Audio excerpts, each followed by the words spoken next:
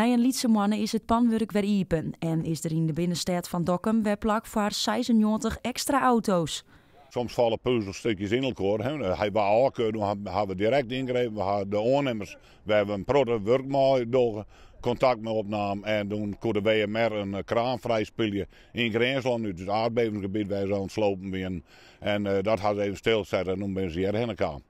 Dat, nee, Vlugger kent het. In trein hele week, nou, je kent zien wat er bad is.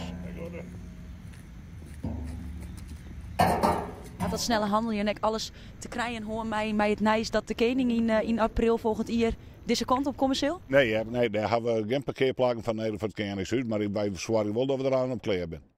En die auto's parkeer je nou nog vergees om de stad heen, maar dat is net voor lang meer. De Heer had besloten, omdat wij bezuinigen, maar dat er als we zullen maar even de parkeerautomaten krijgen. Maar als we God per 1 januari betalen, parkeren niet.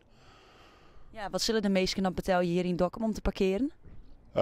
De tarief is nog net echt vastgesteld, maar in de kadernoten hebben wij aangenomen van de eerste oren €2 en elke oren daarna een dubbeltje. Dus dat is net mal. In de tijd had ik zelf maar een motie zwaar dat het gratis was. Nou ja, als wethouder had ik zwaar dat het bij betalen wordt. En gewoon omdat we de cent niet nodig hebben, maar we wilden echt voor elkaar hebben. Dus de komende jaren wordt er een brouwdeel geïnvesteerd in parkeren in Dokkum.